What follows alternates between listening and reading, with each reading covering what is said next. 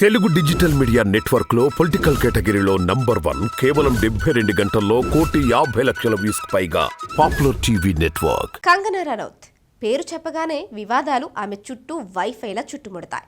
బాలీవుడ్లో lady oriented సినిమాలు చేస్తూ తనదైన నటనతో ప్రేక్షకులను అలరించడంతో పాటు వివాదాలకు కేర్ ఆఫ్ అడ్రస్ అనే పేరు సంపాదించుకున్న నటి కంగనా రనౌత్.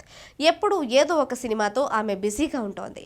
ఈ క్రమంలో ఆమె పొలిటికల్ ఎంట్రీపై చాలా కాలం నుంచే రకరకాల కథనాలు మీడియాలో హల్చల్ చేస్తున్నాయి. ఈ క్రమంలో తాజాగా ఆమె పొలిటికల్ ఎంట్రీపై ఆల్మోస్ట్ ఒక క్లారిటీ వచ్చింది.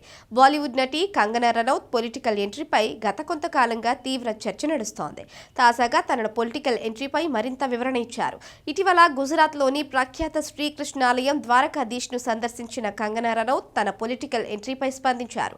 శ్రీకృష్ణుడు ఆశీర్వదిస్తే నేను పోరాడతాను అని ఆమె తెలిపారు. ఈ క్రమంలో సుమారు 600 ఏళ్ల పోరాటం తరువాత అయోధ్యలో శ్రీరాముడి విగ్రహ ప్రతిష్ఠ సాధ్యమైందని, ఇది కూడా బీజేపీ నేతృత్వంలోనే జరిగిందని, ఈ సందర్భంగా బీజేపీ నేతృత్వంలోని కేంద్ర ప్రభుత్వాన్ని ఆమె ప్రశంసించారు. ఈ క్రమంలో తాజాగా బీజేపీ జాతీయ అధ్యక్షుడు జేపీ నడ్డాతో సమావేశమైన 2 రోజుల తర్వాత ఆమె పొలిటికల్ ఎంట్రీపై మరింత నిర్ధారణ వచ్చింది. ఇందులో భాగంగా బీజేపీకి మద్దతుగా నిలిచే బాలీవుడ్ నటి కంగనా రనౌత్ 2024 లోక్సభ ఎన్నికల్లో బీజేపీ టికెట్పై పోటీ చేయనున్నారని ఆమె తండ్రి తాజాగా ధృవీకరించారు. దీంతో ఆమె పొలిటికల్ ఎంట్రీపై క్లారిటీ వచ్చినట్టయింది. 2019లోనే కంగనా రనౌత్ రాజకీయ రంగ ప్రవేశం చేస్తున్నారు అంటూ ప్రచారం జరిగింది. ఆమె ఎంట్రీకి నరేంద్ర మోడీ, అమిత్ షాలు సానుకూలంగా ఉన్నారని అంటున్నారు.